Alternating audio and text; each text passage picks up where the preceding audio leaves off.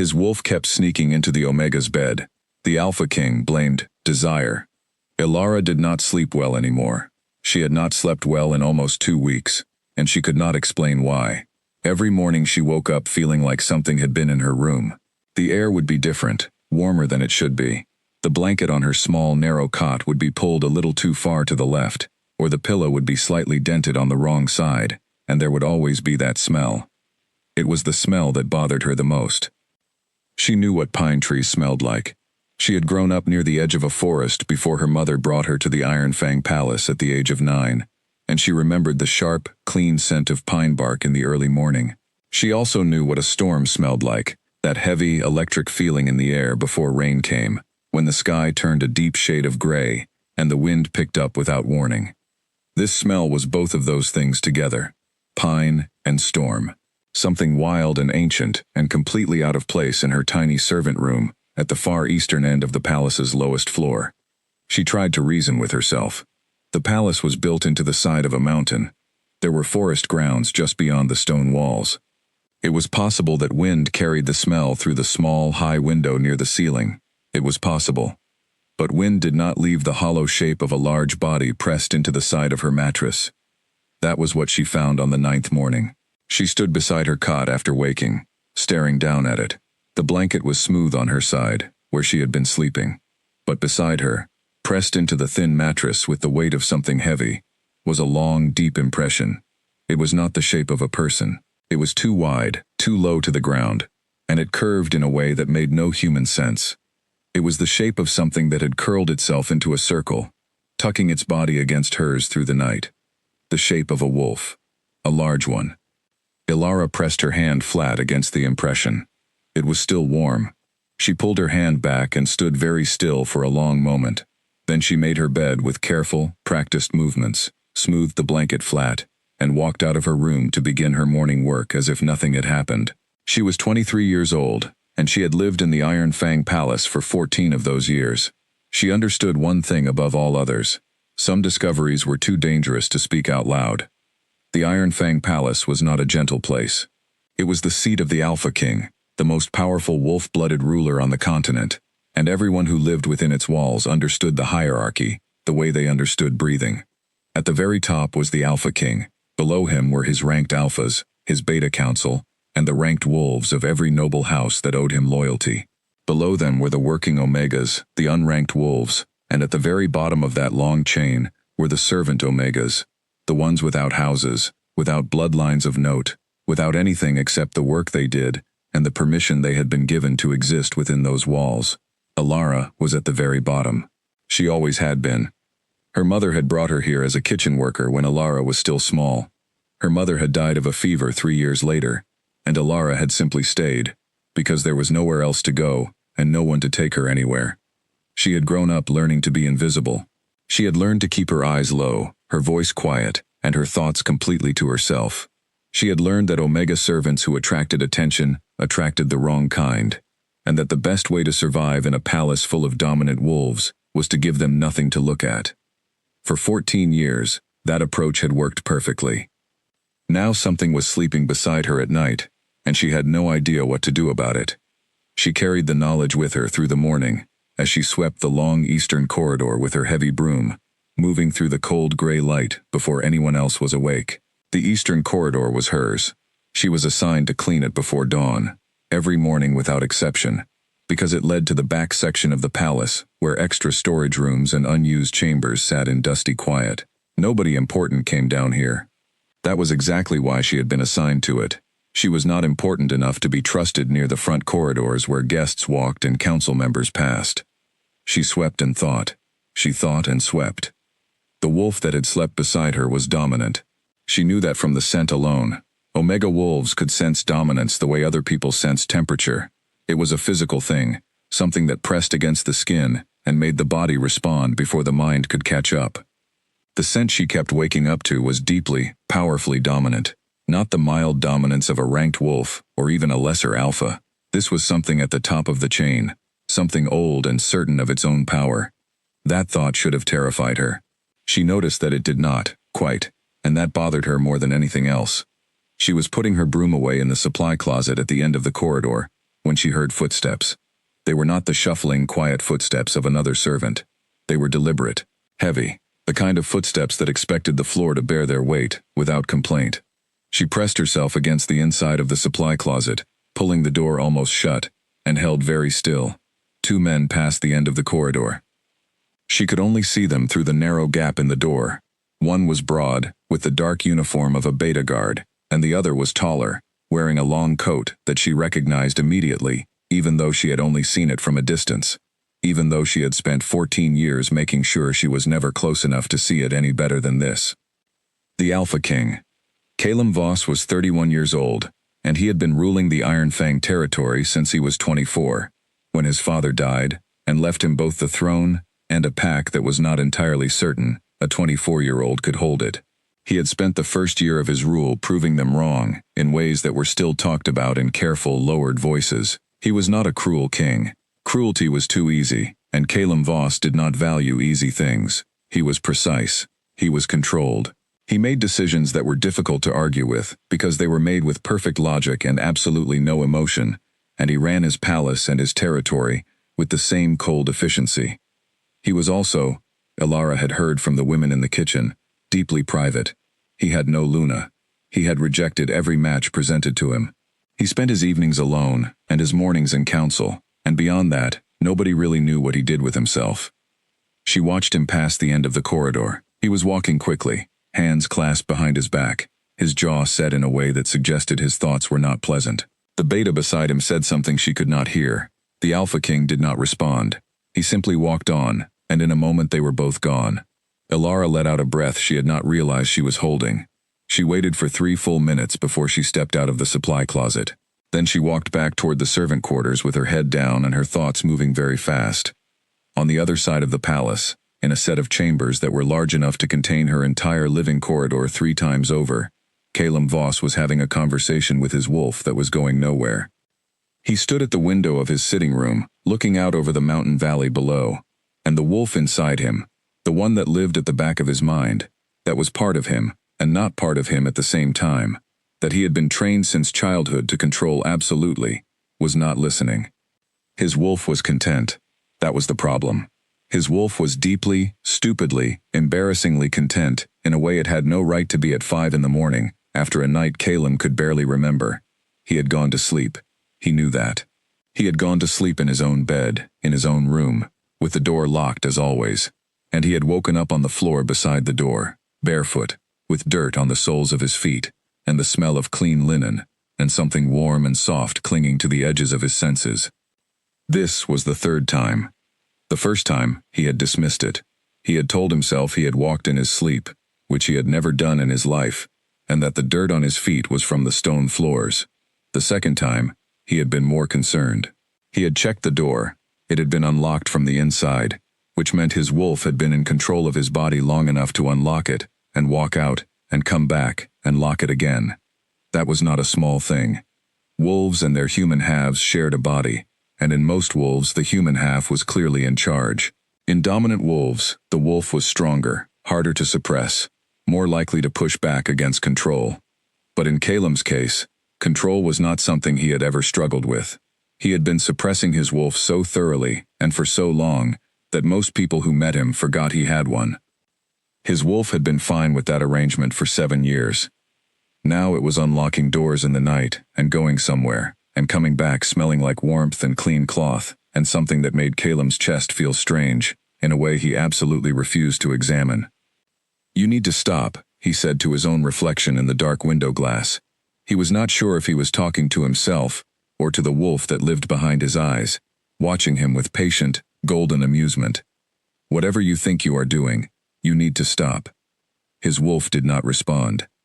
It simply looked back at him from behind his own face, comfortable and certain, and offered him nothing. Calum turned away from the window. He had a territory to run. He had a council meeting in 3 hours, and a border dispute to settle by the end of the week, and 17 letters waiting for his attention in the study next door. He did not have time for whatever this was. He did not have space in his life for his own wolf to start acting like a young, uncontrolled pup who had never learned the meaning of discipline. He went to his study and opened the first letter. He read the first line 4 times without absorbing any of it. The smell was still at the edge of his senses, soft and warm and patient. He put the letter down. He picked it up again. He put it down again.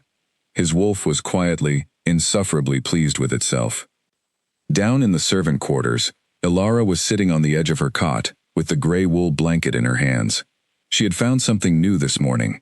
Not just the impression in the mattress. Caught in the rough weave of the blanket near the foot of the cot, almost invisible against the gray fabric, was a single piece of fur. It was long, silver gray, coarser than cat fur and finer than a dog's. She held it between her fingers and turned it slowly. It caught the light from her small candle in a way that made it look almost like spun metal. Wolf fur. She already knew that. She had known it from the moment she touched it. But knowing something and looking at the evidence of it were 2 very different things. And for a moment, she simply sat with the knowledge and let it settle into the part of her mind where she kept the things she could not afford to react to. There was a wolf coming into her room at night. It was large, dominant, and apparently interested in sleeping beside her, rather than doing anything else, which was confusing enough on its own. She was an Omega servant with no rank, no family, and no protections of any kind. The idea that any wolf would seek her out was strange. The idea that a dominant wolf would seek her out, come to her room in the night, and leave without waking her or causing her any harm, was stranger still. She tucked the piece of fur into the small wooden box she kept under the cot, where she stored the few things she owned that mattered to her. A ring that had been her mother's, a folded letter she had never finished writing, and now this. Then she got up, dressed, and went to the kitchen to collect her breakfast before the morning rush began. The kitchen was warm and loud even at this early hour. 3 other servant women were already there. Nora, who was 50 and ran the kitchen storage with quiet authority. Bess, who was younger than Ilara and talked constantly about things Ilara never quite followed. And old Marin, who had been at the palace so long that nobody could remember a time before her. Ilara sat at the corner of the long wooden table with her bowl of porridge and listened to them talk without contributing much. This was her normal role in any group conversation. Quiet, present, observing. The Alpha King was up early again, Bess said, stirring her tea faster than it needed to be stirred. I saw a light in his study from the yard. That is twice this week. He is always up early, Nora said, not looking up from the ledger she was reviewing. That man does not sleep. He sleeps, Marin said from her chair by the stove. He just does not rest. She said it like it meant something, in the way old Marin said most things, as if she knew more than she was telling. Ilara said nothing. She ate her porridge and thought about silver-gray fur and the shape pressed into her mattress, and she kept her face very smooth and her eyes very low. That afternoon, she made a decision. She could not go to anyone in authority. She could not report to the head housekeeper that something was sleeping in her room, because there was no version of that conversation that ended well for an Omega servant with no rank and no house. She also could not move rooms. Room assignments were made by the head housekeeper and could not be changed without reason, and she had no reason she could offer. What she could do was find out more before she decided what to do with what she found. She had a half-day of freedom on every 6th day, when her corridor cleaning was done early, and she had no other assigned tasks until evening. Today was one of those days. She used it to do what she always did, walk the outer walls of the palace grounds, where the gardens met the old stone, where there was enough distance from the main buildings to think without being watched. She walked the full circuit of the outer wall. She looked at the ground along the way. She was not a trained tracker, and she had no special skills in that area, but she had sharp eyes, and she knew what she was looking for. She found the tracks near the eastern wall, close to the small window of her room. They came from the direction of the palace's inner grounds, through the narrow alley between the storage building and the outer wall. Large tracks, 4-footed, deep enough in the soft earth near the drainage channel to show size and weight clearly. She crouched beside them for a long time. The tracks were not small. The span of a single paw print, from front to back, was wider than her own hand, with her fingers spread fully. This was not a medium-sized wolf. This was enormous, and the trail was clear. It came from inside the palace grounds, approached the window, and went back the same way. Back toward the palace. Ilara stood up slowly. She brushed the dirt from her hands. She looked at the window, her small high window with its broken latch that she had reported to the maintenance staff twice and had not been fixed. and she understood now how it was happening. The window was low enough to the outside ground that a large wolf could reach it easily. The broken latch meant it would push open from outside without difficulty. She had been sleeping with an unlocked entrance she had not even known about. She walked back inside and asked the maintenance staff to fix the window latch today. She told them she was worried about the cold air. They said they would get to it. She knew from experience that getting to it could mean anything from today to 3 months from now. That night, she propped a heavy crate against the window before she went to sleep. She woke up at some point in the deep middle of the night to find the crate tipped quietly to the side and the window pushed open just enough. The smell was already there. Pine and storm, warm and close. She could feel the weight at the edge of her cot, the deep dip of the mattress on the far side. She lay very still and did not open her eyes. She controlled her breathing with great care. Her heart was moving fast, but the fear she expected was not quite there. In its place was something stranger and harder to name, something that felt uncomfortably like the feeling of sitting by a fire in winter, warmth, safety. She kept her eyes closed. She did not sleep again for a long time, but she did not reach for the candle on the floor beside her. She did not shout for help. She lay still in the dark, while whatever was beside her breathed slowly and steadily in the quiet room, and she tried to understand what her own body was telling her. It was telling her it was not afraid. That was the most frightening thing of all. By the time gray light was beginning to come through the window, the weight was gone. The smell faded slowly, the way a candle fades after you blow it out, the warmth staying in the air, even after the source is no longer there. Elara sat up. She looked at the space beside her. The mattress impression was there, and on the edge of the cot, resting on the rough blanket where she would not miss it, were 3 small pale flowers. They were mountain flowers, the kind that grew on the upper slopes where the snow line met the tree line, far above where anyone walked without purpose. She had never seen them this close before. She picked one up and turned it in her fingers. Something had brought her flowers. Something that could carry flowers in a mouth without crushing them, that had placed them gently on her blanket in the dark without waking her. Elara sat with the flowers in her hand for a very long time. Then she put them in the wooden box, beside the ring and the letter and the fur. She got up, she got dressed, she went to sweep her corridor.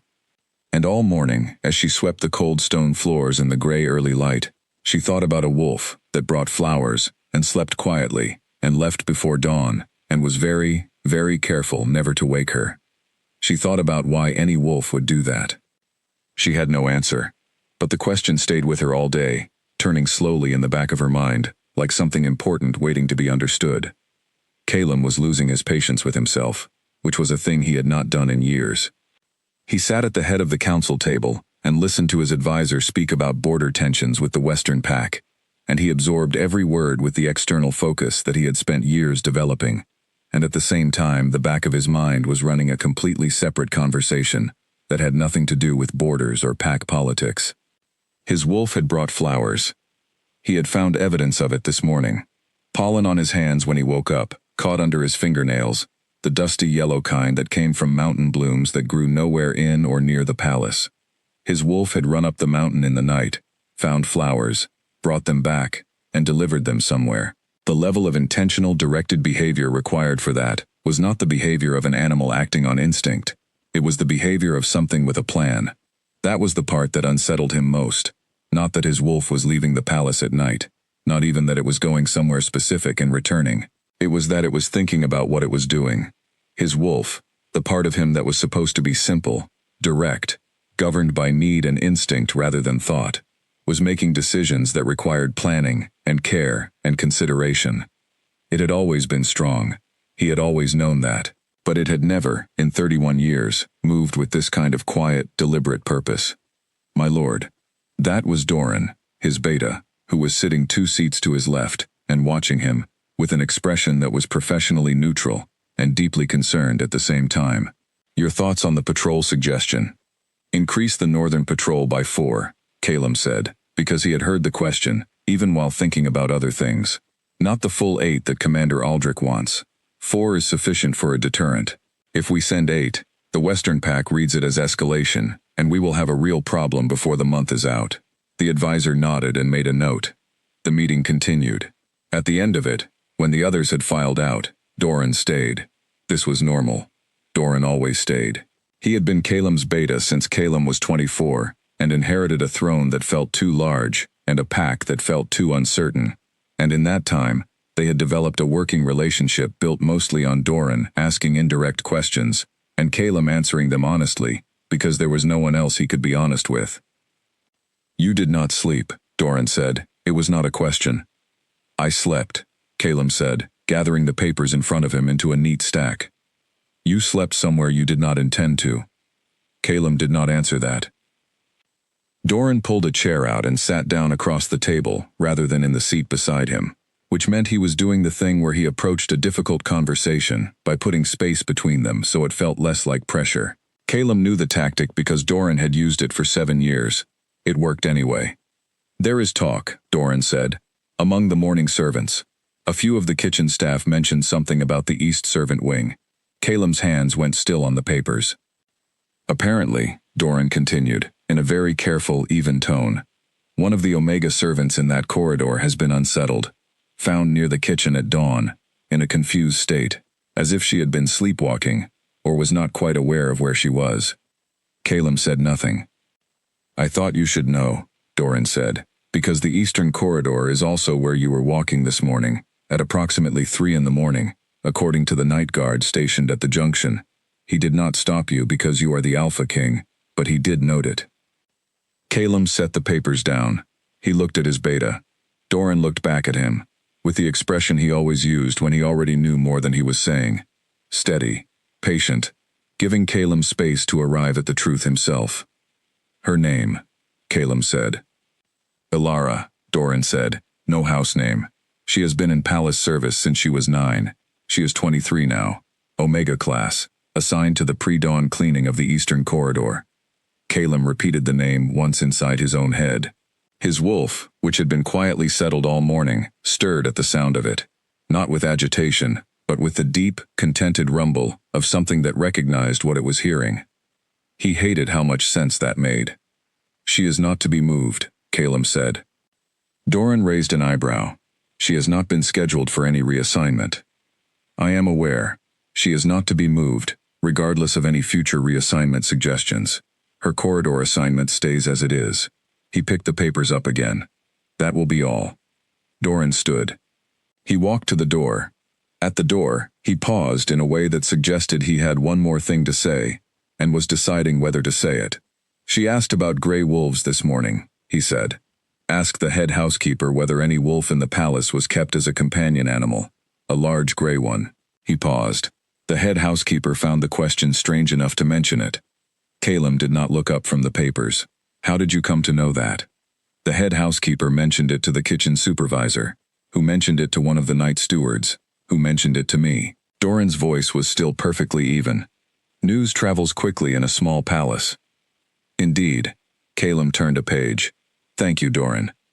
After his beta left, Calem sat alone at the long council table and looked at the page in front of him without reading it. Outside the tall windows, the mountain valley was bright with mid-morning sun. The distant tree line was green and dark and ordinary. She had noticed. She had asked questions. He should have anticipated that. She was clearly careful and observant. 14 years in a palace like this one required both those things from anyone who intended to last. Of course she would notice that something was in her room. Of course she would look for explanations. The question was how much she had worked out, and what she intended to do with what she knew. His wolf, completely unhelpfully, did not seem troubled by this at all. It had the calm, settled quality of something that considered the situation to be proceeding correctly. Calem had spent 7 years learning to ignore his wolf's opinions. He was finding, lately, that this was becoming harder to do. He had told himself last week that this was a matter of instinct and biology. Omega wolves carried a particular kind of scent that triggered protective responses in dominant wolves, especially in dominant wolves who had been alone for a long time. He had been alone for a long time. 7 years, to be precise. 7 years since he had let anyone close enough to matter, since the engagement that ended badly, and left him with a very clear lesson about what happened when he allowed emotion to influence decision-making.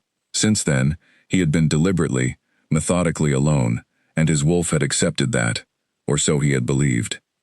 What his wolf was apparently doing now was finding the most inconvenient possible way to inform him that acceptance had been temporary. He pushed back from the table and stood. He walked to the window.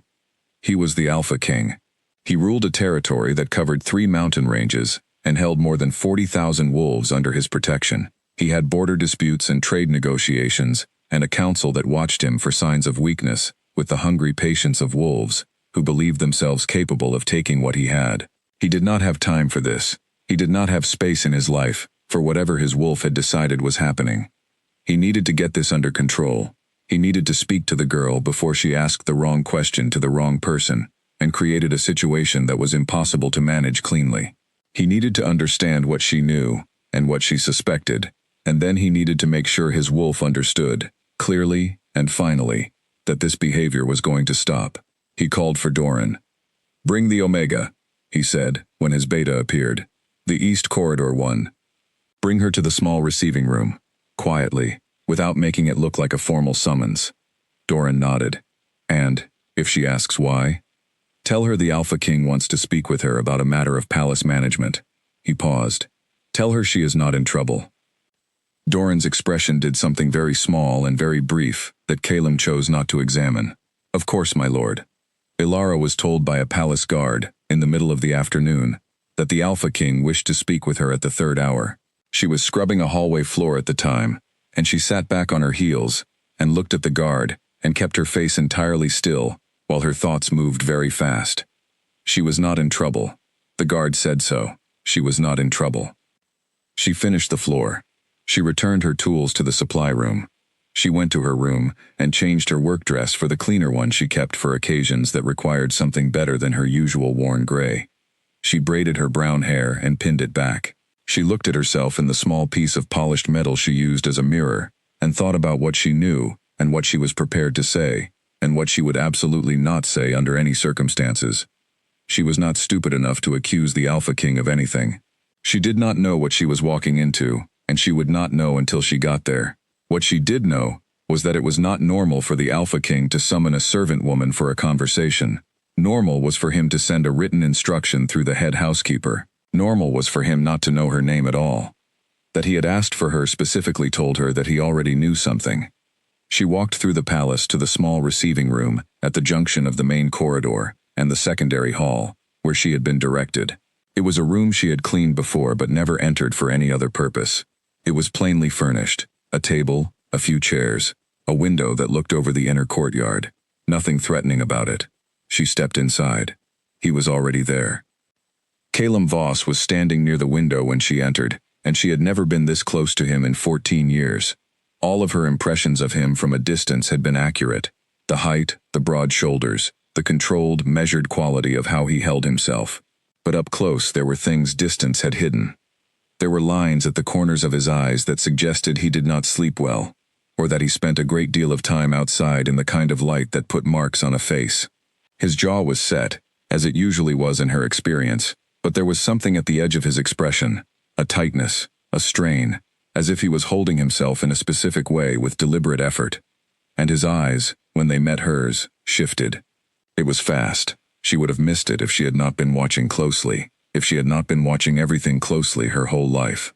For one fraction of a moment, they went gold. Not all the way. Not the full, bright gold of a wolf fully present. Just the edge of it, a warmth at the rim of the dark iris, there and gone in less than a breath. She looked at his eyes, and then she looked at his hands, and then she looked at the floor, because that was what she was supposed to do. "Ilara," he said. And his voice was low and even, and carried the authority of someone who was not accustomed to repeating himself. "My lord," she said to the floor. "Look up," he said. "I want to see your face when you answer me." She looked up. She kept her expression clean. "You asked the head housekeeper about a gray wolf," he said. She held still. "Yes, my lord. I found what appeared to be wolf fur in my room. I was simply trying to understand where it came from. I was not aware of any companion wolves being kept in the palace." "There are none," he said. "I see," she said. "Thank you. I will ask no further about it." He looked at her. She looked back at him, with the same steady, careful quiet she used when the head housekeeper questioned her about broken dishes or missing supplies. cooperative, neutral, giving nothing away. "What else did you find?" he asked. She met his eyes, and considered how much truth was safe in this room. "A warm impression in my mattress," she said, as if something large had rested there. "Were you frightened?" The question surprised her. She had expected interrogation. She had not expected what sounded almost like genuine concern. "No, my lord," she said, which was the true answer. She watched something move through his expression at that, something quick and complex that she could not entirely read. Surprise, perhaps, and underneath the surprise, something she had no name for that looked almost like relief. He asked her several more questions. She answered them with the same careful honesty, enough truth to be credible, nothing that went beyond what she had already admitted. She did not tell him about the flowers. She did not tell him about the footprints along the outer wall. She did not tell him that she had reached her own conclusions. At the end of it, he dismissed her with a few short words, and a direction not to discuss the matter with anyone. She nodded, kept her eyes low, and walked out. In the corridor outside, she allowed herself one slow breath. Then she walked back toward the servant quarters with her spine straight and her thoughts running at full speed. The way his eyes had shifted gold. The way he had looked at her when she said she had not been frightened, as if that answer meant something specific to him, as if he had been waiting for it. The wolf had not hurt her. It had been gentle, careful, quiet. It had brought her flowers from the mountain and curled itself beside her like a guardian with nowhere else to be. She was an Omega servant with no house and no name worth speaking in this palace. She had 14 years of experience telling her that the safest thing she could do with this knowledge was bury it deep and say nothing, and let whatever this was dissolve on its own.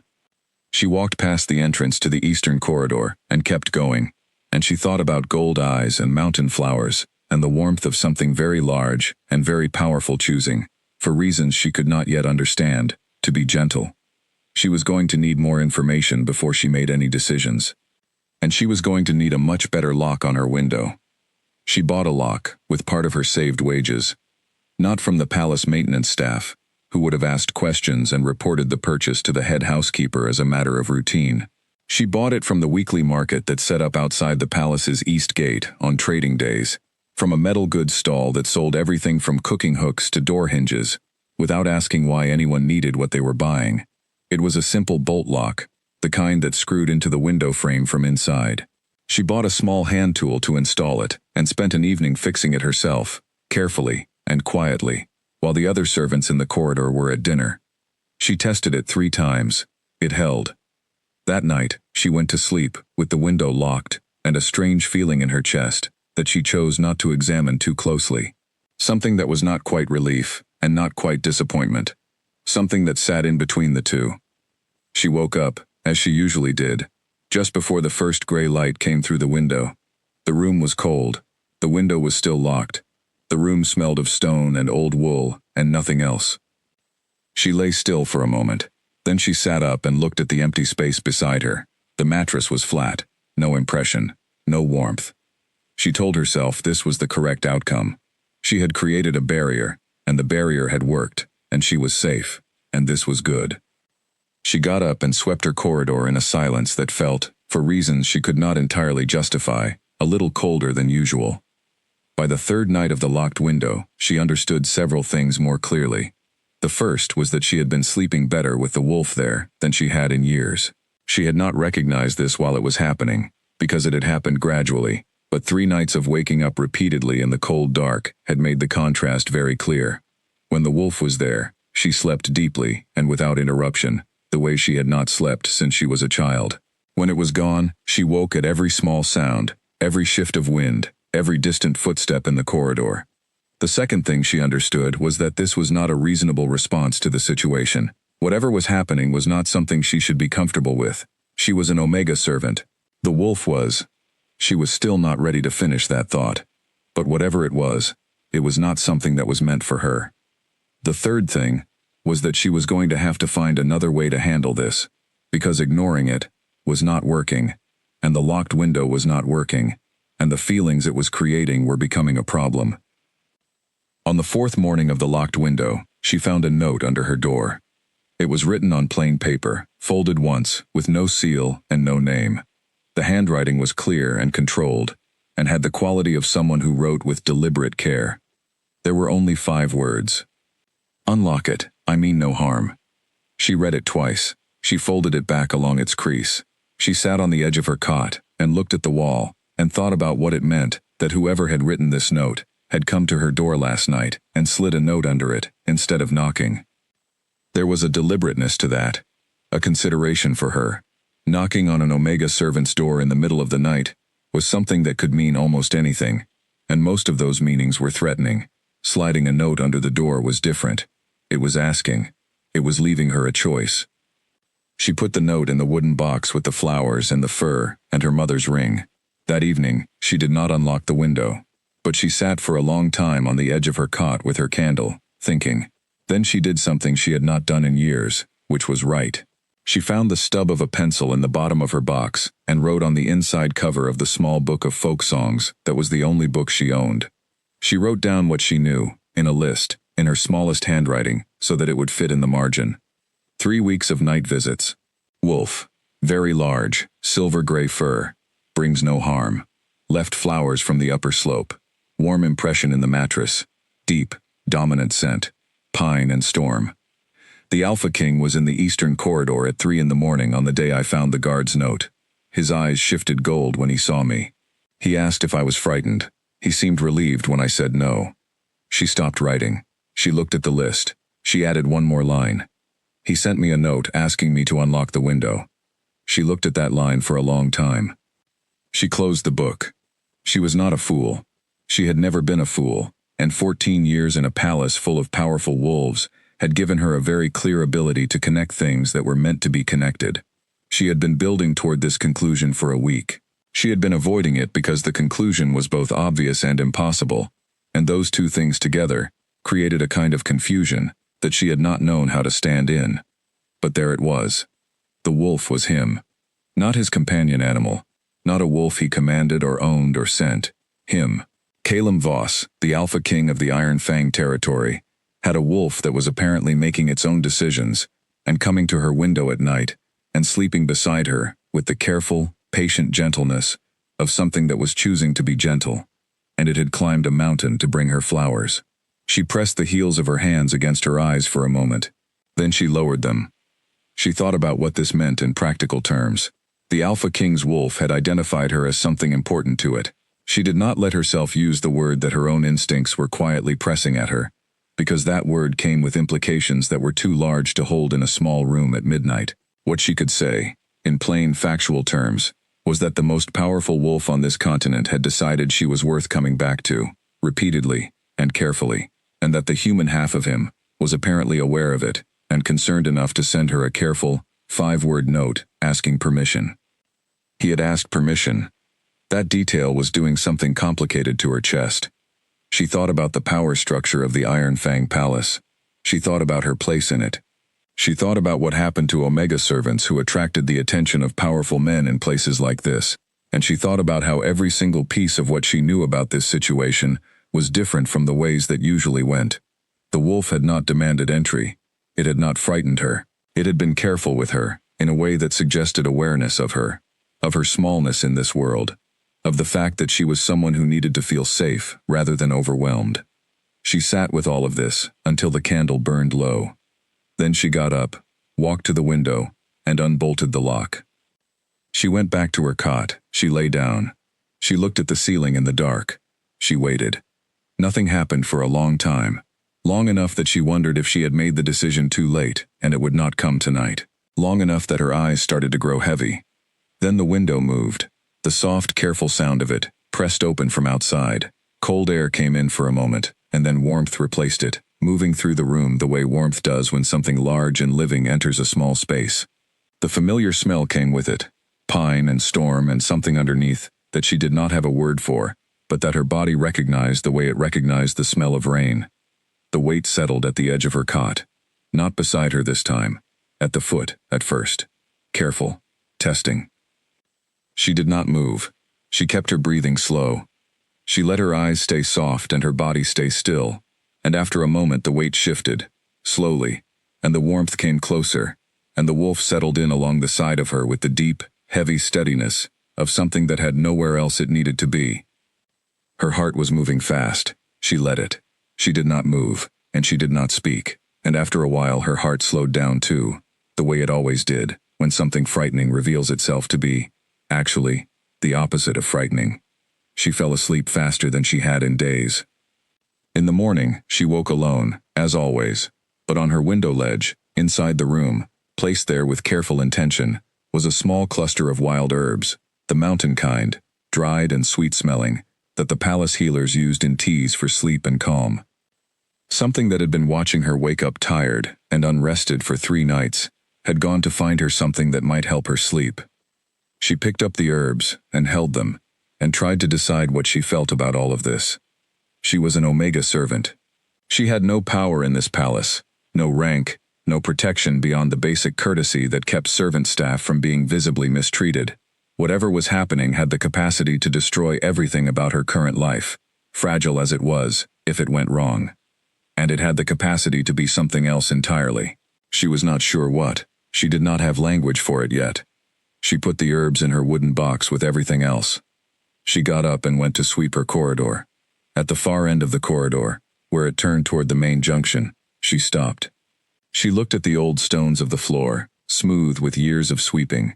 Then she looked ahead, toward the part of the palace where the Alpha King's chambers were, far beyond her corridor, beyond places she was ever allowed to go. She swept her floor. She said nothing to anyone. She kept her face smooth and her eyes low. But she left the window unbolted. And that night, and the night after, and the one after that, the warmth came back, and she slept the way she had not slept since she was a child, small enough to believe the world was made of safe and simple things. Calum knew it had to stop. He told himself this every morning when he woke, and every evening before he slept, and at multiple points throughout the day, when his attention drifted from whatever it was supposed to be on, and went somewhere small and warm and quiet, that it had absolutely no business going. He had a list of reasons. The reasons were clear and sensible, and each one was stronger than the last. He was the Alpha King. He had a territory to protect, and a political position to maintain, and a court that watched his every choice for signs that he could be managed or manipulated. Any personal involvement complicated all of that. An involvement with a servant Omega complicated it in ways that went beyond personal. It created a situation that had no clean resolution, and a set of expectations he could not honestly meet. If the court discovered that the Alpha King was, he stopped himself here, as he always stopped himself, before the word that kept pressing at the edges of his thoughts could make itself fully heard. He had very good reasons. Every single one of them was correct. His wolf listened to none of them. His wolf, in fact, seemed to find his reasoning faintly amusing. It had the settled, patient quality of something that understood that Calum would eventually arrive where it had already arrived, and that in the meantime it was content to wait. Doran had not mentioned Ilara again directly, but he had taken to leaving the morning servant roster on Calum's desk, open to the East Wing page, as if he thought Calum needed reminding of who was assigned where. Calum did not need reminding. He had her schedule memorized, not because he had tried to memorize it, but because his wolf had absorbed it the way it absorbed things it considered important, which was immediately and completely. He knew she cleaned the eastern corridor from the 4th hour of the morning until the 6th.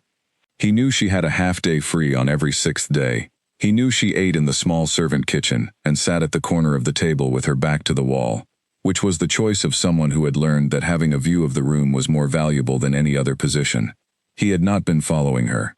He had simply been aware of her in a way that was becoming harder to separate from everything else. The border dispute with the Western Pack was resolved on a gray Tuesday morning, which left him with 2 fewer things to manage, and therefore more mental space for all the things he was attempting not to think about. This was not an improvement. He decided to redirect his focus to a project he had been putting off for months, a review of the Eastern Mountain trade routes, and the new agreements being proposed by 3 of the smaller packs, who used those routes for winter commerce. He spent 4 days buried in maps and figures and detailed economic projections, and for those 4 days he almost managed to think about nothing else. On the 5th day, a kitchen girl knocked on the door of his study with the afternoon tea tray, set it down, and then lingered in a way that was slightly outside the normal parameters of afternoon tea delivery. "My lord," she said. She was young, perhaps 16, with the nervous energy of someone who had been sent to do something by someone else. "Yes," he said. without looking up from the trade map. I was asked to tell you. That is, I was not asked exactly, but I was told by... She stopped. Started again. The Omega in the East Corridor. Elara. She found something this morning and she says she is not going to report it to the housekeeper because she does not want to make trouble. But she thought the person who left it should know that she is not frightened. Calum set down his pen. He looked up at the kitchen girl, who was watching him with wide eyes and the expression of someone who had only now realized exactly who she was talking to. She said those words? He asked. That she is not frightened? Yes, my lord. He looked at her for a moment, then he nodded once. Thank you, you may go. After she left, he sat for a long time without picking up his pen again. Not frightened. She had said it to him in the receiving room, weeks ago, said it directly in answer to his question. He had thought then that it was simply bravery, the kind that Omega servants developed out of necessity, the performance of calm, when calm was not actually what was being felt. He had thought she was afraid, and managing it well. She was telling him now, through the careful distance of a message delivered by a kitchen girl, that she was genuinely not frightened, that she knew something, and was choosing not to report it, and was not asking him to stop. His wolf had the deeply satisfied expression of something that had been right about something important. Calum stood. He walked to the window. He looked at the mountain, and the gray afternoon sky above it, and the distant line of the tree line he ran through at night, when his wolf was in control, and his human thoughts were somewhere quiet. The problem was not that his wolf had found someone. The problem was not even who it had found, though that created complications he could not currently see the full shape of. The problem was that Calum himself, the rational, controlled, careful decision-making part of him that was supposed to be in charge, was running out of reasons to disagree. He had told himself it was instinct, biology, the response of a dominant wolf who had been alone too long to the particular quality of an Omega's calm. He had told himself his wolf was acting below reason, in the animal space that did not understand consequence or context. But his wolf had left her flowers. It had brought her sleeping herbs. It had asked permission through a note that required hands and paper and deliberate thought. This was not below reason. This was his wolf operating at the full capacity of what it was, and what it was, underneath 7 years of disciplined suppression, was a being, with its own sense of what it wanted, and what was right, and what was worth caring for. He had spent 7 years treating that part of himself as something to be managed. His wolf had spent 7 years waiting, with great patience, for him to remember that managing it was not the same as understanding it. He went back to his desk. He picked up his pen. He stared at the trade map without seeing it. He thought about an Omega servant with brown hair and careful eyes, and the kind of inner composure that did not come from indifference, but from long practice, who had been sleeping in a small room at the end of an eastern corridor for 14 years, and who woke up every morning before dawn to sweep cold stone floors, and who had found wolf fur and mountain flowers in her bed, and chosen, with full awareness of the risk, to leave her window unbolted. He set down his pen again. He called for Doran. When his beta appeared, Calum said, "I need to know the full situation of the East Wing Omega, her history, her standing, what protections exist for her under palace policy, and what gaps there are." Doran did not blink. "May I ask why, my lord?" "Because I need to understand what I would be asking her to walk into, before I ask her to walk into it," Calum said, which was the most honest sentence he had produced in approximately 7 years, and he watched Doran absorb it with the particular stillness of someone working very hard not to react visibly. "Of course," Doran said. "I will have a report for you by morning." He left. Calum sat alone. Through the window, the mountain was going dark with early evening. Somewhere in the eastern corridor, the afternoon cleaning shift was finishing. In a few hours, the palace would quiet down toward night. His wolf was calm. It had been calm for weeks. It was the calmness of something that knew where it was going, and was no longer in any hurry. Calum was starting to understand why. Doran's report, delivered before the morning council, was thorough. Elara had no house name, and no documented bloodline beyond her mother, who had arrived at the palace from a small northern village, and died of a lung illness when Elara was 12. She had no formal rank within the Omega servant class, which was itself the lowest designation in the palace hierarchy. She had no documented violations of palace rules, no complaints filed against her, and no commendations either. She was, on paper, a person who had spent 14 years doing exactly what she was supposed to do, and nothing more. The protections that applied to her were the standard servant protections.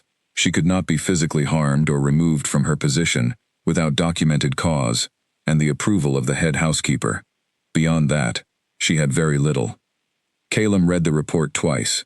Then he read the part about her protections a third time and set the papers down. The gap was significant. If anything changed about her situation, if she drew attention of the wrong kind, if the political winds in the court shifted, if someone decided for any reason to question her continued presence, there was very little standing between her and an outcome that he did not want to think about. He thought about it anyway, because he was the kind of person who thought about things he did not want to think about, because not thinking about them was how problems became disasters. Then he thought about the fact that he had been walking to her window at night for weeks, and that this had already drawn the attention of at least one night guard, and the kitchen staff, and therefore, at minimum, Doran, and that any of these observations could spread further, if he continued to handle this with the level of care he had been applying, which was approximately none. He needed to be deliberate about this. Whatever this was going to become, he needed to approach it the way he approached everything that mattered, with clear eyes and full information, and a plan that accounted for the parts that could go wrong. He needed to talk to her. Not the way he had talked to her before, across the clean distance of a receiving room with the formal weight of his title between them. Actually talk to her. Which meant putting himself on the same level as someone who currently had no reason to trust him, and every reason to be cautious, and managing that with the respect it required. He called for Doran again. "I need a message delivered, quietly, to Alara in the East Wing. Tell her the Alpha King requests her company in the East Courtyard Garden at the second hour of the afternoon. Not a summons, a request. She is free to decline."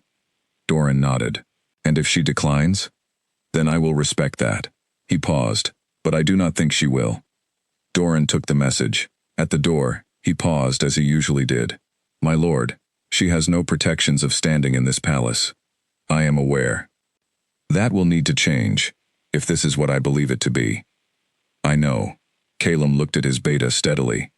"That is why I am asking her to meet me in a garden and not a receiving room, because I am not going to manage this. I am going to handle it correctly." Doran left without another word, which was the closest he ever came to expressing approval. The East Courtyard Garden was a quiet space, a small walled garden with a stone bench and a single old apple tree that nobody paid much attention to. It was used mostly by the lower staff for their break periods, and occasionally by palace messengers waiting for return dispatches. Nobody of rank visited it. Calum arrived there at 1:45 and sat on the bench and waited. She came exactly on time. She was wearing her clean dress, he noticed, the slightly better one she had worn to the receiving room. Her hair was braided back. She stopped at the garden entrance when she saw him, and held still for a moment, then crossed the space between them, and stopped at a respectful distance. "My lord," she said. "Sit down," he said, "please." She sat, on the far end of the bench, with her hands folded in her lap, and her posture perfectly composed, but her eyes, when they met his, were watchful, and direct, and intelligent, in a way that most people were careful to hide from him. He looked at her for a moment. His wolf was very still. "I owe you an explanation," he said. She did not answer. She waited. He had planned what he was going to say on the walk over here. He had arranged the words with the same careful logic he applied to difficult council presentations.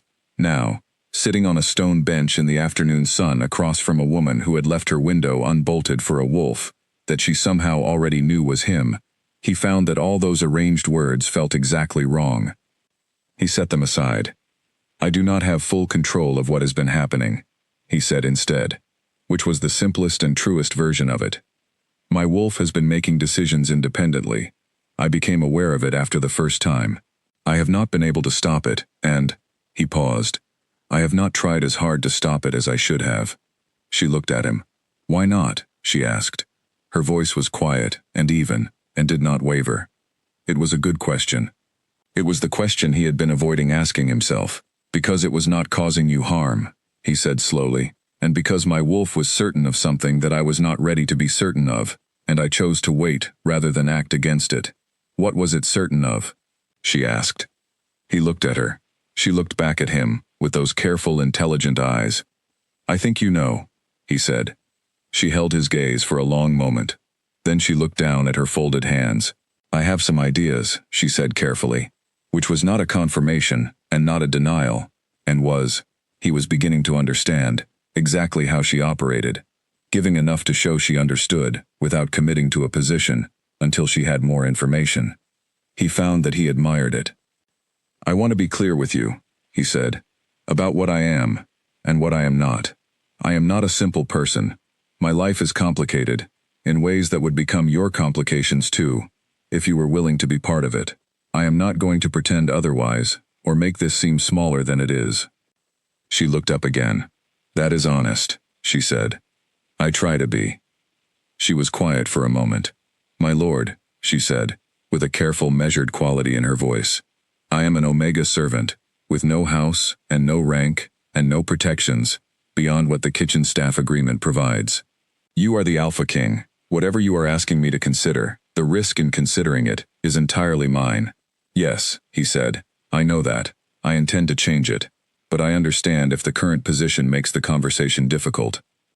She looked at him, really looked, the way she had in the receiving room, the way he had the feeling she looked at everything, measuring and reading and processing. He stayed still and let her. You asked permission, she said finally, through the note.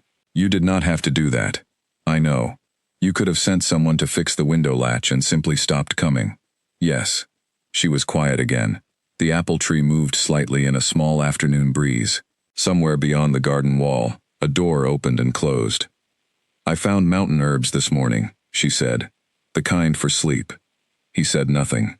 That was the third thing you left for me, she said. Flowers first, then the note, then the herbs. She paused. You have been paying attention. My wolf has been paying attention, he said. And then, more quietly, I have been trying to. She looked at him for a long time after that. He held the look and did not look away, and his wolf, deep in the still water of his chest, waited, with the same patience it had been practicing for weeks. All right, she said at last. The word was small and careful, and did not promise anything specific, but it was real. All right, he said. They sat in the garden for another hour, in the afternoon sun, and talked about small things, the trade routes he was reviewing, the apothecary garden she sometimes visited on her free afternoons, the view from the upper mountain slope that she had never been to but had always looked at from below. They did not talk about wolves or hierarchy, or what was going to happen next. It was the longest conversation he had had with anyone in years that did not require him to be the Alpha King. He walked her back to the junction of the eastern corridor, before the third hour, when her next task began. At the junction, she stopped and turned to face him. My lord, she said. Calum, he said. In private, if you would. Something moved in her expression that was not quite a smile, but was in the same direction. Calum, she said, testing it carefully. Then she turned and walked down her corridor, and he watched her go, and his wolf was so content it was almost embarrassing. He turned and walked back toward the main palace. Doran was waiting at the main junction, which was entirely predictable. Say nothing, Calum told him. I was not going to say anything, my lord, Doran said serenely. You were thinking extremely loudly. I apologize for my thoughts, Doran said, falling into step beside him in a way that suggested he was not apologizing at all. Calum said nothing else. But for the first time in 7 years, walking back through the cold stone corridors of a palace that he had always treated as a responsibility rather than a home, something in his chest felt like it was in the right place. The court noticed before he was ready for them to. He had known they would, eventually. Courts always noticed. They were constructed, in a sense, specifically for the purpose of noticing. A collection of ranked wolves, whose social standing depended on their awareness of shifts in the atmosphere, of changes in where the alpha's attention went, of new factors in the political landscape. They were very good at it. He had always respected their skill at it even when it inconvenienced him. He had simply hoped for more time. It was Lord Bram who said something first. Bram was 60, a senior council member who had been on the council since Calum's father's time, and who combined genuine political experience with a complete inability to leave anything unspoken that he could instead say directly. "You have been going to the East Garden," Bram said, at the end of a council meeting that had nothing to do with East Gardens. He said it the way he said everything, without preparation, dropping the observation into the air like a stone into still water, and watching the ripples. "I have," Calum said, equally directly. "The servant girl is there." "Yes." Bram looked at him. Several other council members were suddenly finding reasons to study the papers in front of them. Doran, at Calum's left, was a wall of careful neutrality. "She has no rank," Bram said. "I am aware." "She has no house." "I am aware of that too." Bram was quiet for a moment, which was unusual for Bram. Then, "Your father would say." "My father," Calum said, in a tone that was quiet and final, "is not king." He looked at Bram steadily. "Anything else?" Bram held his gaze for a moment, then looked down. "No, my lord." "Good." Calum gathered his papers. "The Northern Patrol expansion has been approved. I expect the deployment report by the end of the week. That will be all." He left the council room with the same measured pace he always used, and if there was a quality to the air behind him that suggested 14 wolves exchanging careful glances, he did not look back to see it. In the corridor, Doran caught up to him. "That will travel fast," he said. "I know." Calum kept walking. "What is the fastest path to establishing formal standing for an unranked Omega servant under Palace protocol?" Doran was quiet for 3 steps. "There are 2, he said. "One is a formal rank elevation through the council, which requires 3 sponsors of Alpha rank and a waiting period of 60 days. The other is a direct household recognition from the Alpha King, which requires only your word and the registration with the Palace record keeper." "How long does the second option take?" "As long as it takes you to sign the document," Doran said carefully, "though I should note that doing so creates implications. It would signal to the court that she is under your direct protection. It raises questions about the nature of that." "I know what it raises," Calum said. "I am not asking about the implications. I am asking about the process. 1 document. Your seal. 20 minutes with the record keeper. Schedule it for this afternoon." There was a silence. "Calum," Doran said, which was the name he used when he stepped fully outside the Beta to Alpha King relationship, and spoke simply as the person who had been beside him the longest. "Are you certain of this?" Calum kept walking. "No," he said honestly, "but I am more certain of this than I have been of anything in 7 years, and I am done using my uncertainty as a reason to leave her unprotected while I take my time deciding." He signed the document at the 3rd hour of the afternoon. By the evening, the Palace record keeper had entered her name in the household register, under the Alpha King's direct protection, which was a formal designation that had not been used since Calum's grandmother's time, and which carried, in Palace law, the full weight of the Alpha King's personal guarantee.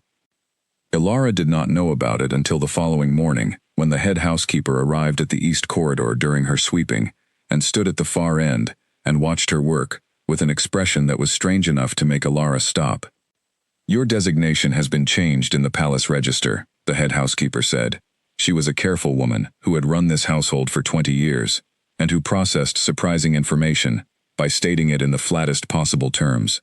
"You are now listed under Alpha King's household, direct recognition." Ilara held her broom. "I see," she said. "This means your room assignment, working hours, and general position in the household are now under his discretion, rather than mine." The head housekeeper paused. "I am not certain what that means for the corridor, in practical terms." "I would like to keep the corridor," Ilara said, "if it is permitted." The head housekeeper looked at her for a long moment, with an expression that was half professional judgment, and half something more personal. "Keep it," she said. "The corridor needs sweeping regardless." She turned and walked away. Ilara stood in the eastern corridor with her broom in her hands, and thought about what it meant that he had done this without telling her first. She thought about whether she was angry about that. She found that she was not angry. She was something more complicated, a mix of things that included genuine gratitude and a new, unfamiliar warmth, and also a clear, sharp awareness that this changed the landscape of everything significantly, and that she needed to understand it before she responded to it. She went to the East Garden at the 2nd hour of the afternoon. He was already there, on the bench, with his coat collar turned up against the cool autumn air, that had been coming down from the mountain since yesterday. She sat down. She did not sit at the far end this time. She sat closer. "You should have told me first," she said. "You are right," he said immediately. "I should have. I apologize." She looked at him. He looked back at her, without any of the deflection she might have expected. Just direct acknowledgement. "Why did you do it today?" she asked, "before talking to me?" "Because Lord Bram mentioned you in council," he said. "And the moment someone in that room said your name in that context, you needed to be protected before the conversation about you went any further." She thought about that. "You moved fast." "Yes." "To protect me." "Yes." He paused. "I should have done it sooner. The fact that I did not is something I want to correct, going forward." She looked at the apple tree. One of its last remaining leaves let go in the breeze and fell. "There will be more conversation," she said, "about me, in that council room." "Yes, there will be. I have no experience with courts or politics or any of what your life involves." "You have 14 years of experience reading people in a palace full of dominant wolves," he said. "That is more relevant than you might think." She was quiet for a moment. Then, quietly, "I am still not frightened." He looked at her. "I probably should be," she said. "I am aware of that, but I am not." She met his eyes. "I wanted you to know that." Something in his expression shifted. The same thing she had seen in the receiving room weeks ago, that she still did not have a name for, that looked like relief, but was deeper than relief. "Good," he said softly. They sat in the garden while the afternoon sun moved behind the mountain, and the air grew cooler, and the wolf in him was quiet, and the woman beside him was calm, and for a little while the complicated, difficult, enormous shape of what they were walking toward was simply something in the distance. There was time for it. There would be time for all of it. For now, there was the bench, and the old tree, and the cool afternoon, and someone who was not frightened sitting close enough that he could hear her breathe. That, for now, was enough. The court shifted the way courts always do when something changes at the center, not all at once, not with any single dramatic moment, but in a series of small adjustments, like a flock of birds readjusting their formation when the leader turns. Calum watched it happen, with the attentiveness he brought to all things that had the potential to become problems, and what he saw in the first week after the formal registration was a court in the process of deciding what it thought. There were two camps, which was predictable. There was the camp that believed the Alpha King's business was the Alpha King's business, that his authority to make household decisions was absolute, and that expressing an opinion about it was a fast way to remind him you existed in a context he might not find favorable. These people said nothing, which was the most useful thing they could do. Then there was the camp that believed a king's personal decisions had implications for the stability of the whole, and that those implications were the legitimate business of his senior council, and that speaking plainly about concerns was both their right and their responsibility. These people were not wrong, exactly. Their error was in how they approached it.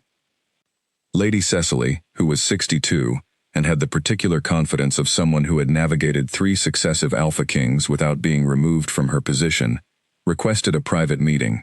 She was smart enough to request it formally and directly, rather than trying to approach him sideways, and he respected that enough to grant it. She sat across from him in his study and said, without excess framing, that the court was uncertain about the nature of his connection to the East Wing Omega, and that certainty in this area would help avoid the kind of speculation that tended to become disruptive. He told her, with equal directness, that he understood the court's concern, that he intended to address the situation in full and with appropriate process, and that the appropriate process would take a reasonable amount of time, that he was not going to shorten because the court was impatient. Cecily studied him for a moment. Then she asked one more question, which was the one that mattered. "Is she the one your wolf chose?" "Yes," he said. Cecily was quiet for a moment. Then she nodded, once, and stood to leave. At the door she said, without turning around, "Then the court will adjust. It always does." He thought about that for a long time after she left. Elara, meanwhile, was navigating her own version of the court's adjustment, which was the servant hierarchy's equivalent. Slower moving, more careful. Conducted entirely in glances and silence, and the subtle geography of who stood where in the kitchen at mealtimes. She had been at the lowest position in the servant hierarchy for 14 years. The formal registration had moved her to a category that did not really exist in the hierarchy's current structure, and things without a clear place create discomfort.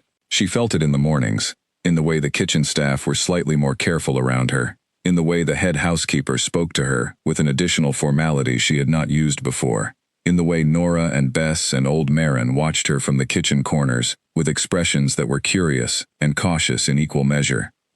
She handled it the way she handled everything, by changing nothing about her behavior. She swept her corridor. She ate at the corner of the table. She spoke when spoken to and not otherwise. She did not carry herself differently, did not look at anyone with new expectations, did not behave as if her formal status had any bearing on the practical reality of who she was and what she did. Slowly, carefully, the kitchen staff decided she was still Ilara, and settled. Marin, on the fourth day, brought her an extra cup of tea in the morning and set it down beside her without comment. Ilara said thank you. Marin went back to her chair by the stove. That was the end of it. Bess talked to her normally by the fifth day. Nora by the seventh. The one change she allowed herself was the East Garden. She began going there every afternoon at the second hour, whether Calum was there or not. On the days he was, they talked. About everything and nothing. About the trade routes he was reviewing, and the folk songs she knew from her mother's village, and the name of the apple tree, which she had decided was called Aldous, because it looked like an Aldous. He had looked at the tree and said he could see that.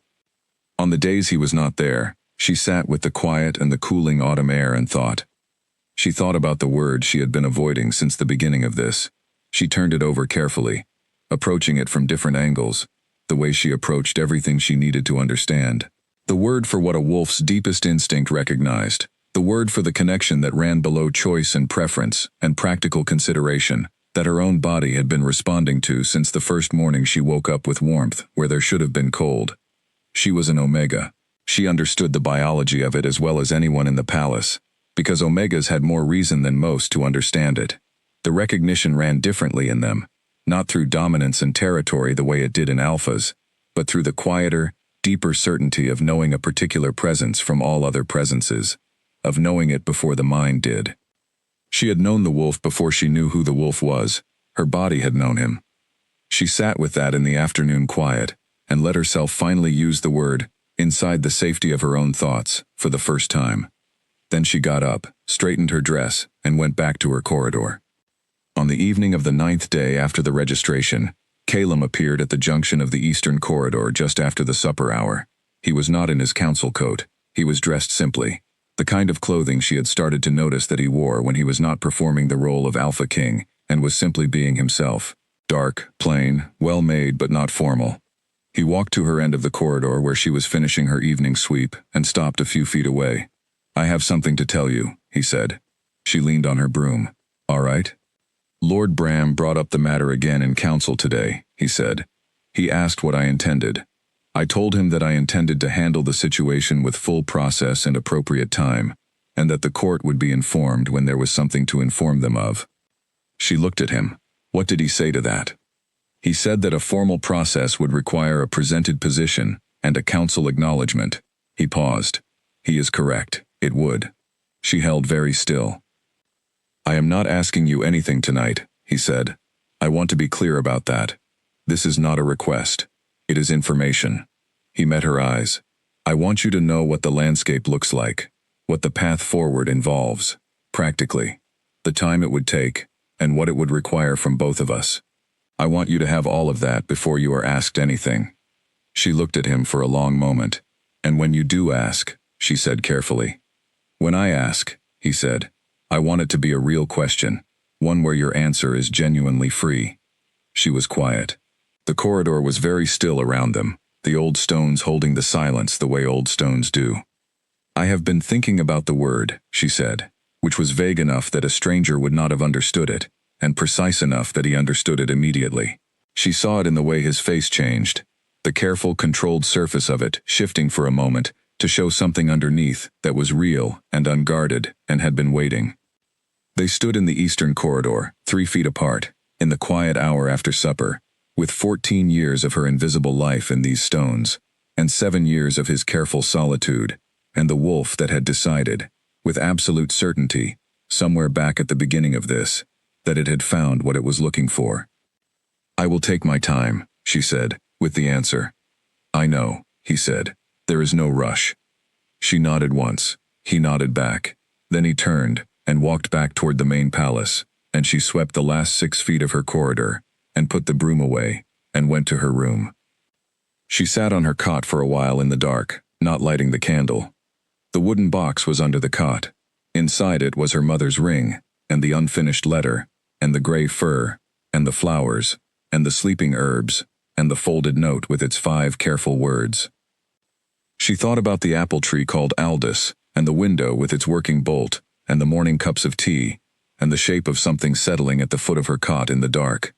She thought about what it felt like to sleep safely, for the first time in years. She thought about the word, the real one, the one her body had known before her mind caught up. She thought about whether she was ready. She lay down. She looked at the ceiling. Outside, the wind was coming down from the mountain, cold and clean, carrying the faint smell of pine. She thought for a long time. Then she reached under the cot and opened the wooden box in the dark. By touch, she found what she was looking for, the small stub of pencil, and the folk song book with its narrow margin. She wrote 4 words in the dark, by feel, as carefully as she could manage. She closed the book. She went to sleep. In the morning, she left the book on her windowsill, open to that page.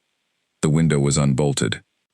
The 4 words were still in the margin of the book when Calum saw them the following morning. He had come to the east garden at the usual hour, expecting the usual bench and the usual afternoon quiet. Instead, he found a kitchen girl waiting at the garden entrance with a small book in her hands and a careful expression, who said that Alara had asked her to bring this to the Alpha King at the morning hour because she had thought he might want to see it before the afternoon. He took the book. He opened it to the marked page. He read the 4 words in the narrow margin, written in the dark by feel, slightly uneven, but entirely legible. "I believe in this." He stood in the east garden in the morning light for a moment. His wolf did not move. It did not need to. It had known, with the deep certainty of something that operated below the level of arguments and evidence and careful reasoning, how this would resolve. It had known, from the first night. It had simply been patient, while the rest of them caught up. He closed the book carefully. He looked at the apple tree. Then he went inside to find Doran. The process, as Doran had described it, was not quick. These things never were. There was a formal presentation to the council, which required preparation and careful framing. There was the question of rank. Alara had none, which was the source of the court's concern, and that needed to be addressed before the council presentation would carry any weight. There was the question of the Western Pact's observers, who were currently in the palace on the back end of the border negotiations, and who would notice a significant household event and report it to their alpha, which had its own implications. And there was the question of Alara herself, of making sure that every step of this was something she was walking into, with full knowledge and genuine choice, that no part of the process moved faster than her readiness, that the power difference between them did not become something pulling her in a direction she had not freely chosen. He had Doran begin the formal record process. He had the palace record keeper register a preliminary rank recognition, a formal omega standing within the household, which gave her the minimal designation needed for the next steps, without committing either of them to anything irreversible. Then he went to the eastern corridor. She was at the far end, finishing her morning sweep. She saw him come around the corner, and did not stop sweeping, but her chin came up slightly, in the way it did when she was preparing for something. He walked to the middle of the corridor and stopped. She swept toward him at her normal pace and stopped when she reached him, resting the broom handle against her shoulder. "You got the book," she said. "I did." He paused. "You wrote it in the dark. I did not want to wait until morning to write it, and risk changing my mind," she said, very simply. "I tend to talk myself out of things by morning." He looked at her. There was something he had not let himself feel directly, in all these weeks of managing and reasoning and being careful. Something that was warm and simple, and completely at odds with the image of control he had built over 7 years. He let himself feel it now. "I have begun the formal process," he said. "It will take time. There will be a council presentation. There will be discussion, and some of it will be difficult, and I want you to know that now, rather than later." "I know," she said. "And there will be people who treat you differently, not all of it kindly. I have managed people treating me differently my entire life, she said, with a practicality that was so steady it almost made him smile. I am not worried about that. You should be, at least a little, he said. Some of what is coming is genuinely hard. She met his eyes. I know, she said again. And this time, what was behind it was not defiance or bravado, but simply certainty. The same quiet, grounded certainty his wolf had recognized in her from the very beginning. The thing about her that was not loud, but was absolutely unbreakable. All right, he said. All right, she said. She went back to sweeping. He stood in the corridor for a moment, watching her. Then he turned and walked back toward the main palace. Behind him, the sound of the broom on the old stones continued, steady and even, unbothered. The council presentation was scheduled for the 3rd week of autumn, which gave him 2 weeks to prepare the ground. He spent those 2 weeks managing it the way he managed everything that required careful handling, methodically, one piece at a time, beginning with the people most likely to create problems and working outward. Lord Bram was not the problem he had expected. Bram was old enough to have seen many things, and when Calum sat with him privately and explained the situation in direct terms, not asking for approval, but offering information, with the respect of a man who had nothing to apologize for, Bram was quiet for a long time and then said, Your grandmother's match was considered irregular too. It held for 40 years. Calum had not known that story. He thought about it for several days afterward. Lady Cecily was already in the understood camp, as her comment after their first private meeting had signaled. She moved through the court with the calm efficiency of someone quietly preparing the ground, which he had not asked her to do, and which he appreciated deeply without saying so. The Western Pack observers were the most delicate piece.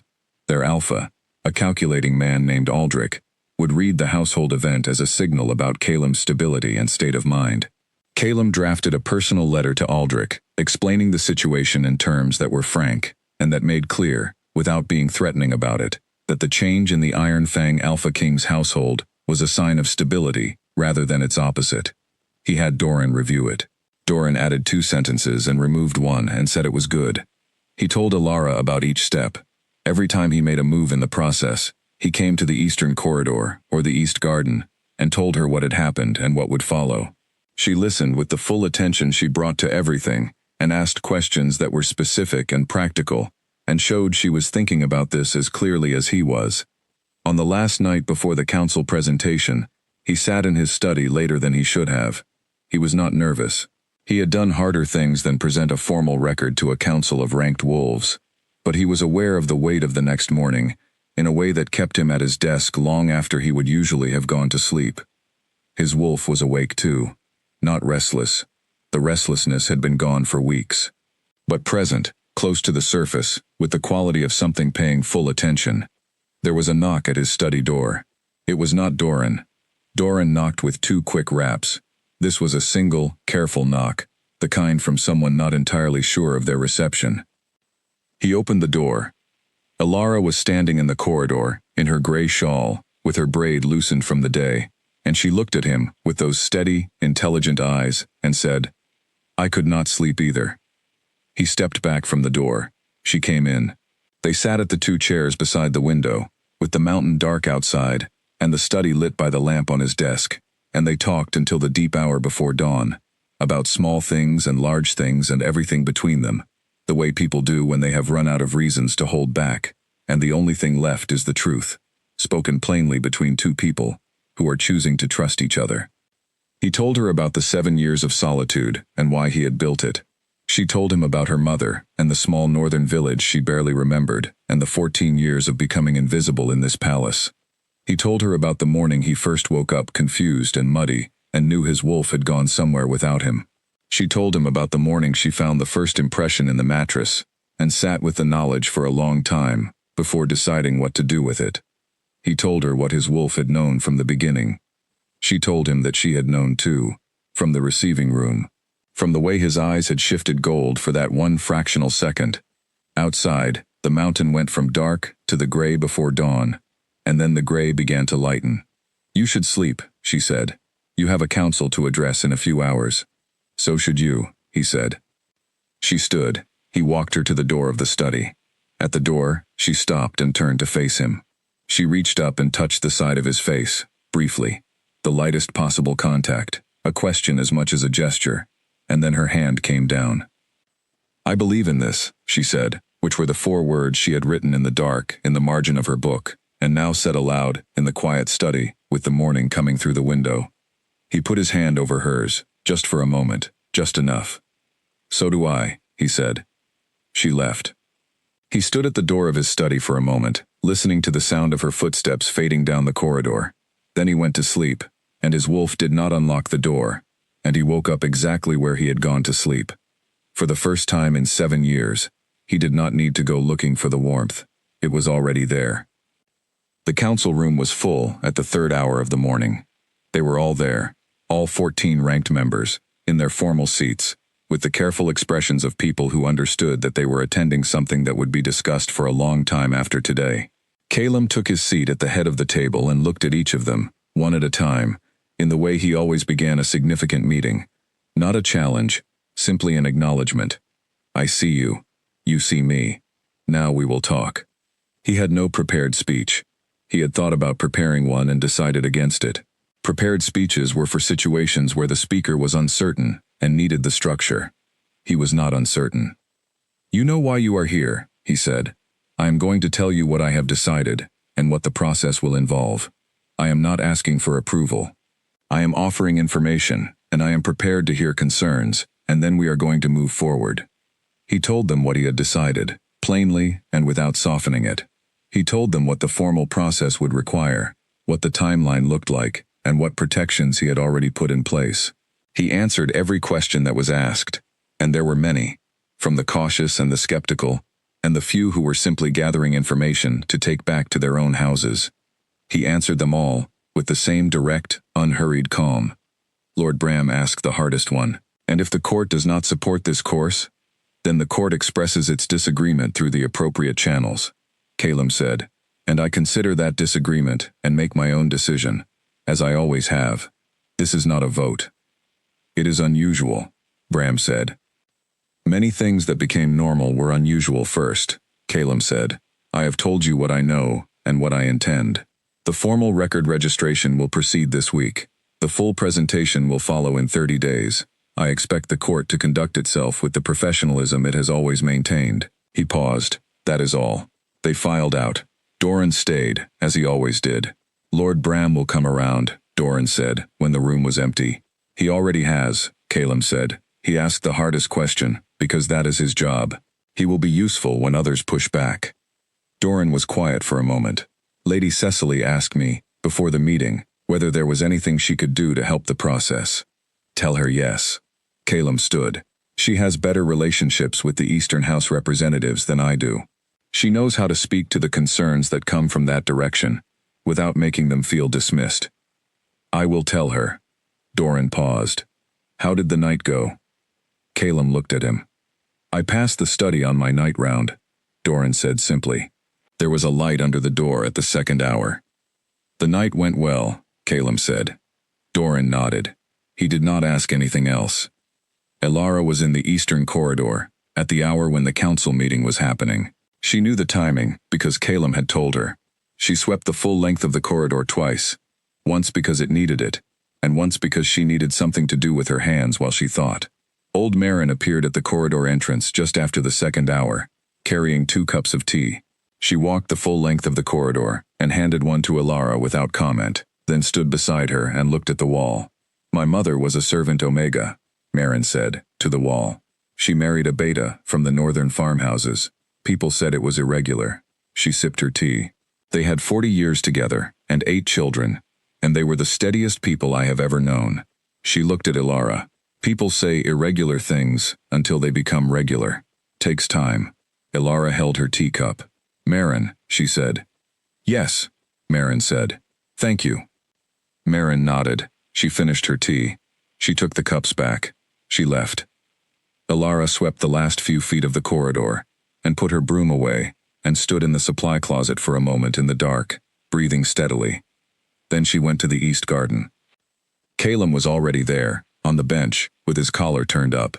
He looked at her as she came through the entrance, and something in his face eased in the way it had been easing, gradually, over the weeks. The tension that she now understood was not coldness, but the long habit of keeping everything tightly held. She sat beside him, closer than the far end of the bench, the usual distance. "How did it go?" she asked. "Well," he said, "as well as these things go." "That is not very specific." "No," he agreed. "It means it went the way things go when they go correctly. Not easily, but correctly." She understood the difference. She thought she had always understood it. "Lord Bram?" she asked. "Will be useful," he said. "Eventually." She nodded. The apple tree was bare now. All the leaves were down. The branches were clean and angular against the gray autumn sky, and there was something honest about it that she liked. The tree was simply itself, without decoration, waiting for winter, with the patience of something that understood that spring would follow, because it always had. "I like Aldous better like this," she said. He looked at the tree. "So do I, actually," he said. "I had not noticed." She looked at him sideways. He was looking at the tree with the expression he got sometimes when something surprised him into just being present with it, rather than thinking about it. She thought about what Marin had said.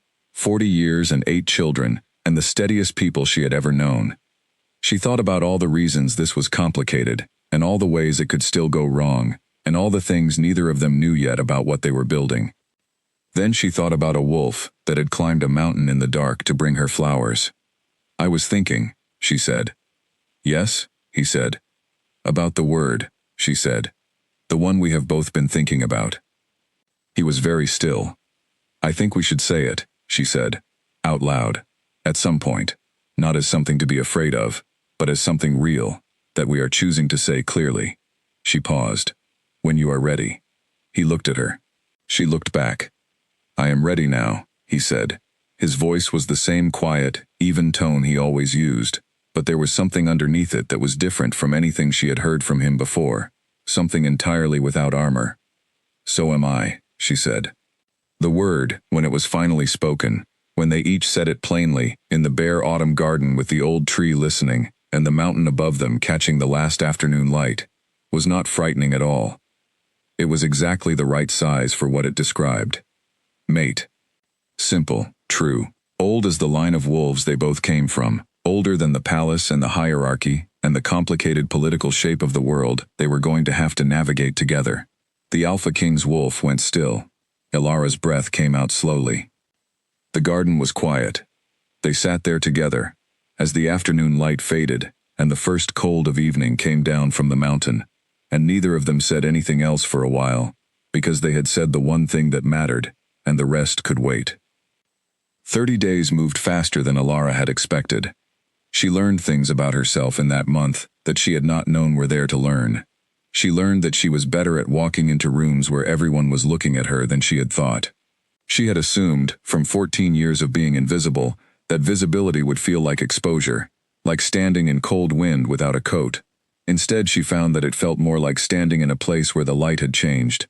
Uncomfortable at first, then simply different.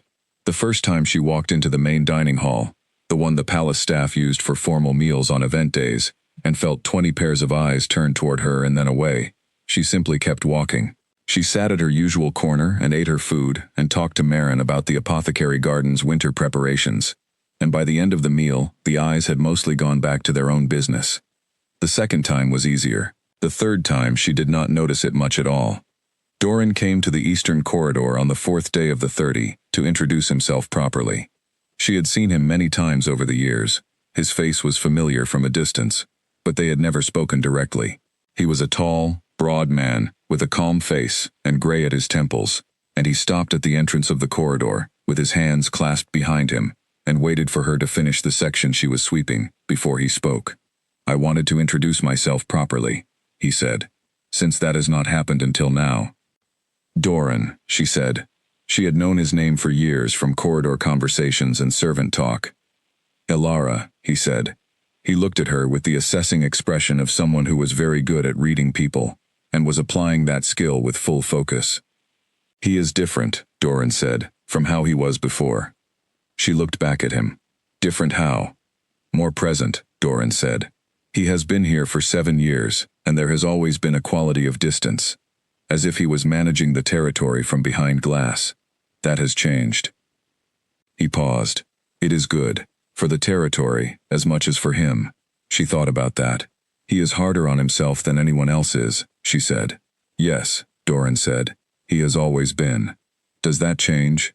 Doran was quiet for a moment. With the right person beside him, possibly, he said. He looked at her with the straightforward warmth of someone who had decided she was worth being straightforward with. You are, I think, the right person. She held her broom. That is a lot of weight to put on someone. It is, Doran agreed. But weight shared between two people is half the weight. You do not have to carry it alone. He paused. And neither does he. That is rather the point. He left. She swept. She thought about what he had said for the rest of the morning. The formal presentation was set for the last day of the 30, at the second hour. Calum told her the details 3 days before. Who would be in the room, what the formal declarations would involve, what her role in the process was. She listened with the full attention she always brought to information she needed to understand completely. You do not have to speak, he said. You simply need to be present. The formal words are spoken by the record keeper and acknowledged by the council. Your presence is the acknowledgement of your own choice. That is all I have to do, she said. Be there. Yes. Then I will be there, she said. He nodded. Then, after a brief pause, are you sleeping well? She found herself smiling, which was something she had been doing more frequently over the past weeks, in a way that still surprised her slightly each time it happened. Better than I have in years, she said. He had the expression he always got when she said something like that, the look she now recognized as happiness, which on him was a quiet thing, not broad or demonstrative, but entirely real. Good, he said. The night before the formal presentation, she sat in the East Garden alone, at the late hour, when the palace was mostly quiet. The air was cold. She had her shawl wrapped tight. Aldous the apple tree was a dark shape against the darker sky, bare and solid. She thought about her mother, who had brought her to this palace when she was 9 years old, and told her to work hard, and be invisible, and stay safe. Who had died believing that was the best possible future for her daughter. Who had not imagined this particular future, which was not safe in any of the ways her mother would have defined safety, but was the first place Elara had ever truly felt that safety was possible. She thought about what she wanted to tell her mother, if she could. She thought she would say, the invisible years were not wasted. They were how I learned to see everything. They were how I learned to be patient, and to read people, and to know the difference between what someone shows and what someone is. They were how I learned to recognize, when it finally came, something that was careful with me. She would say, it came in the strangest form. She would say, his wolf knew before he did. She would say, I was not frightened, and I should probably have been, but I was not, and that turned out to be the most important thing. She sat until the cold drove her back inside. In the morning, she dressed in her best dress, not the gray clean one, but the one the palace seamstress had sent to her room 3 days ago, unasked, in a deep wine color, that Elara had looked at for a long time, before putting on, because it was so far outside the range of things she was accustomed to wearing, that it felt like the first sentence of a different story. She braided her hair carefully. She looked at herself in the polished metal and tried to recognize the person looking back. She looked like herself, but with the invisible quality turned off. She walked through the palace to the formal hall, where the presentation would be held. She passed the eastern corridor on the way. She did not sweep it. She walked past it, with her eyes forward and her chin level.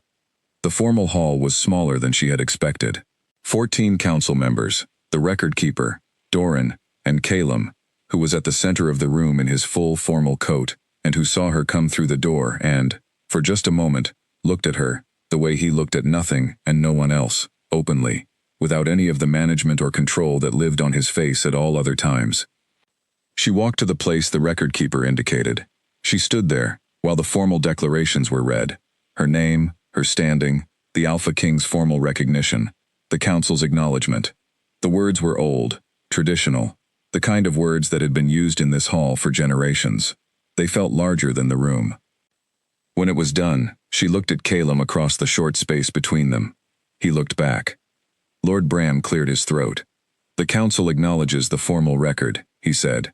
He was looking at Alara with the assessing expression of a man who had been uncertain and was arriving, carefully, at a different position. The household is noted. Calum nodded. Thank you, Lord Bram. Cecily, at the end of the table, had the expression of someone who was very deliberately not allowing themselves to look pleased. She was not succeeding entirely. The council filed out. The record keeper followed. Doran moved toward the door and paused, looked back once, and left without a word. The room was empty, except for the two of them. Alara let out a slow breath. That is done, she said. That part is done, he said. She looked at him. What is the next part? The next part is dinner, he said, with the particular dry quality that she had learned was as close as he got to easy humor, with 3 of the council members who have requested a formal social occasion, which will be carefully observed by everyone present and reported on extensively afterward. She considered this. Then we should probably be prepared to be boring, she said. He looked at her for a moment. Then something happened in his face that she had never seen from him before. An actual, full, unguarded smile, which transformed him completely, which made him look like a person who had been carrying something very heavy for a long time and had just, briefly, put it down. I think, he said, that boring is precisely what we should aim for. She walked with him out of the formal hall and through the main corridor toward the dining room, and the palace staff who passed them in the corridor glanced and then looked away and went about their work, and the stone walls held the sound of their footsteps evenly, without judgment, the way old stone walls hold everything that happens within them. She thought about 14 years of sweeping those floors. She thought about how a place could be your whole world and still have rooms in it you had never entered, about how much of life was simply the process of finding those rooms and walking through the doors.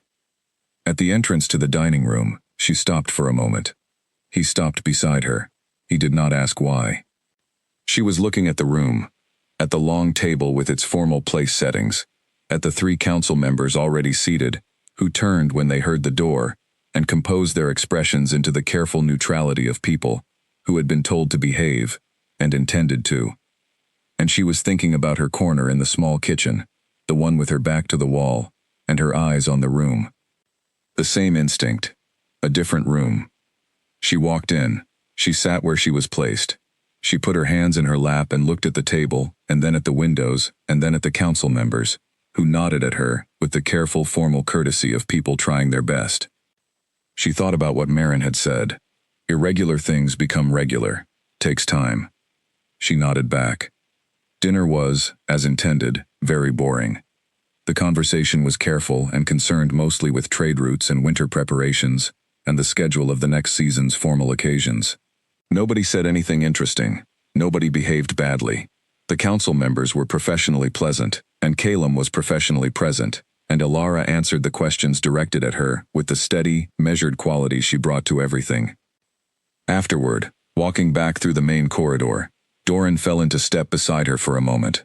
Calum was ahead of them, stopped by one of the council members with a last question. You did well, Doran said quietly.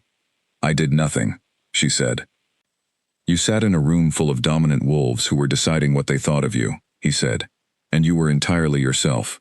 That is not nothing. That is, in fact, the hardest thing to do in this palace. She thought about that. I did not have another option, she said. I only know how to be myself. Doran looked at her with an expression that was, she was beginning to understand, the way he looked when he was genuinely pleased about something. Yes, he said. That is precisely why it worked. He moved away to attend to something. Calum came back to where she was standing. Doran approves of you, he said. He has very strong opinions about the correct temperature for tea. She raised an eyebrow. Is that relevant? He is wrong about the tea, Calum said. His judgment about people, however, is always right. She looked at him. He was looking forward, but the corner of his mouth was doing something she was learning to recognize as the quieter version of the smile from the formal hall. She thought about 40 years. She thought about the long shape of time and all the small things that accumulated in it. She thought about boring dinners and a beta who had been watching carefully for 7 years. She thought about a wolf that brought mountain flowers in the dark. She walked beside him through the old stone corridors of the Iron Fang Palace, and the stones were the same ones she had swept for 14 years, and the light was the same gray early winter light that came through the high windows, and everything was the same, except that she was walking next to someone, and nothing was the same at all. Winter came to the mountain the way it always did, without asking permission. The first snow fell at the end of the month, quiet and white, covering everything in a layer of clean that made the palace grounds look briefly like something from a story. Alara stood at the high window of the corridor she still swept every morning and watched it come down, and the first thing she thought was that the mountain tracks she had followed along the outer wall would be covered now.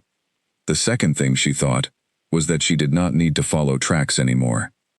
The formal process had settled into something livable over the past weeks. The court had done what courts always do. It had absorbed the new reality and constructed a working relationship with it, with varying levels of grace depending on the individual. Lady Cecily moved through social occasions with an efficiency that smoothed things before they could roughen. Doran managed the administrative details without being asked. Lord Bram had not said another word against the situation, and had, twice, directed questions to Alara during the weekly social dinner, with the deliberate manner of someone extending an invitation to exist in a space as an equal. She accepted those invitations carefully and thoroughly, the way she accepted everything now, without excessive gratitude, without stepping back, without the reflexive making herself small that 14 years had made her first language. She was learning to make herself visible instead. It was slower than she expected, and harder in the ways she had not predicted, and easier in the ways she had feared most. What helped was that she was not doing it alone. This was the largest change. She had been alone, in the essential sense, for most of her life, making her own decisions, carrying her own knowledge, navigating every difficulty with her own resources. She had become very good at it. She was starting to understand that being good at something difficult did not mean the difficulty was necessary. Calum talked to her, not in the cautious, managed way of someone giving her information she needed to know, though he did that too. He talked to her about the border negotiations that were giving him trouble, asking her how she thought the Western Pac representative would read a particular proposed clause. He talked to her about the council members and their particular concerns, and she found that 14 years of watching dominant wolves from a corner gave her an angle he did not always have. He listened. He did not always agree, but he listened completely, and when she was right, he said so directly, and without making it smaller than it was.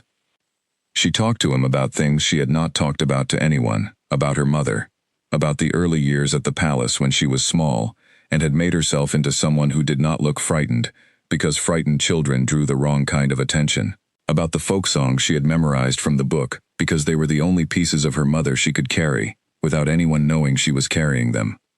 He listened to those things with the same complete attention he brought to political strategy, which was something she found she needed very much, and had not known she needed. The wolf still came. That had not changed, and she had not wanted it to. There was a quality to those nights that was different from the waking conversations. Quieter, more fundamental. The wolf and the woman it had chosen settling together in the dark, with the ease of something that had always meant to happen. She slept well. She had been sleeping well for weeks. She had almost forgotten what bad sleep felt like.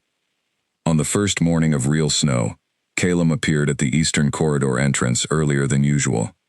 She looked up from her sweeping. He had his coat on, and the expression of someone who had been outside already. There was cold still on him, in the way the air around a person carries the weather they have just come in from. "There is something I want to show you," he said. She put the broom against the wall. They walked through the palace to the rear gates, which led out to the grounds and the path that wound up through the first quarter of the mountain. Nobody used the path in winter except him, because nobody else had reason to go that far. He held the gate, and she went through, and the snow was a few inches deep on the path, and very quiet. They walked up. Not far. The path was slippery, and she did not have the right boots for the upper slope, and he had not suggested going higher. Just far enough that the palace was behind and below, and the mountain was above, and the trees were white with snow, and the world was very quiet. He stopped at a place where the path widened slightly, beside a flat-topped boulder. "Look back," he said. She turned and looked. From here she could see the full eastern face of the palace, with its long rows of high windows, and she could see the very end of it, the low, plain extension of the eastern wing, with the small windows of the servant corridor, and, at the far right corner, barely visible, the window of her room. She had never seen it from this angle. "I used to come up here," Caleb said, from beside her. "On the nights when it was difficult, to stand here and think." He paused. "I could see your light. On the mornings you woke early, before the shift. Your candle." She looked at the window. "Very small from here, a pale rectangle of stone." "For how long?" she asked. "About a year before any of this," he said. She was quiet for a moment. "You watched my light." "I did not know it was yours," he said. "I only knew it was the light that was always there earliest. Before any other light in the eastern wing." He paused. "I think my wolf knew." She thought about that. About a year of mornings, the light in her room, and the figure on the mountain that she had never known was there. And a wolf, making a connection its human half had not yet admitted to. "A year," she said. "I know," he said. She looked at the window for another moment. Then she looked at the mountain above, at the white slope that led to the upper tree line, where the mountain flowers grew in summer. Then she looked at him, beside her, hands clasped behind his back, in the way he stood when he was simply being still. "Thank you for showing me," she said. He nodded. They stood in the snow for a while longer, looking at the palace from the outside, together. Then they walked back down. At the gate, she stopped. "Caleb," she said. He turned. "The morning you first came to my window," she said. "The first night. Were you aware of it, in any part? Or was it entirely the wolf?"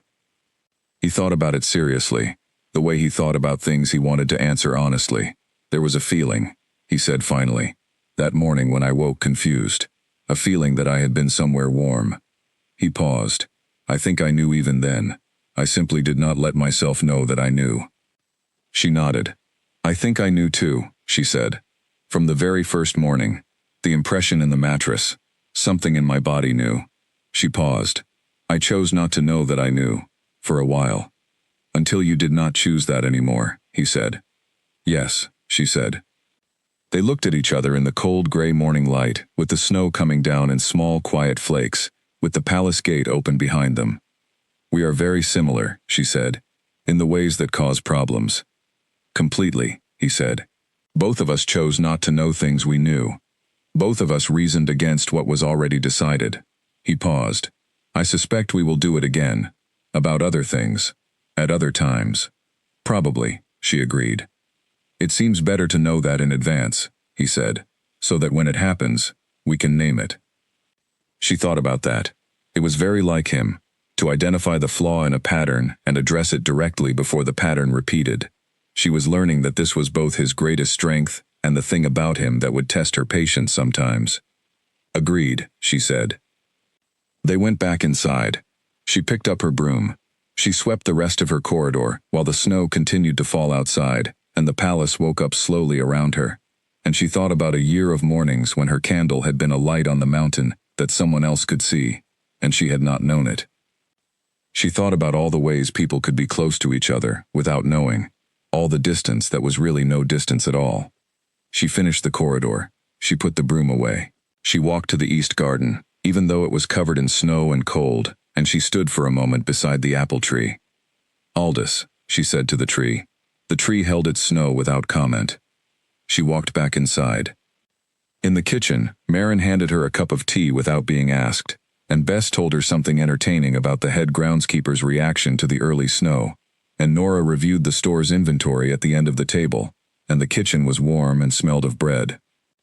Ilara sat in her corner and drank her tea, and thought about what it felt like when ordinary things were allowed to be good. She had been waiting for something to go wrong. That was honest. She had been waiting, in the back of her careful mind, for the moment when the ground shifted, and the thing that had seemed like it was going to be real turned out not to be. She had spent her whole life understanding that hope required evidence before it was safe, and she was still collecting evidence. But the evidence was accumulating. In every conversation, every morning in the garden, every evening in the study with the mountain dark outside, in the formal presentation, and the careful dinner, and Doran's quiet approval, and Marin's tea, in the way his eyes shifted gold when she walked into a room and then settled, the gold going warm and still, the way fire goes still, when it is no longer burning against something but simply burning. She was almost ready to stop waiting for it to go wrong. Almost. She was almost there. She thought she would know when she arrived. The tea was good, the kitchen was warm. Outside, the mountain was white, and the window of her room was small and pale from above, and somewhere in the palace, the Alpha King was in a council meeting, reviewing trade documents, and his wolf was entirely, perfectly settled. She finished her tea. She took her cup to the washing basin. She thanked Marin, who waved her off with the particular gesture of someone who found gratitude unnecessary. She walked back to her corridor. She picked up her broom. She swept. And somewhere in the palace, past corridors she was now allowed to walk, and rooms she had begun to know by name, a wolf that had once unlocked a door in the dark and walked across cold stone floors, toward something it recognized from 100 yards away, was sitting quietly, at the back of a man's mind, watching the winter come in through a window, content in the way of something that has found what it was looking for, and knows, with the absolute certainty of a thing that has never been wrong about what matters, that it is not going anywhere. The snow kept falling. The mountain held them both. And the story that had begun with a warm impression in a narrow mattress, and a piece of silver-gray fur, and a smell of pine and storm in the dark, the story that had moved through notes, slipped under doors, and flowers left on windowsills, and 4 words written blind in the margin of a folk song book, that story had no ending yet. It had only just found its beginning.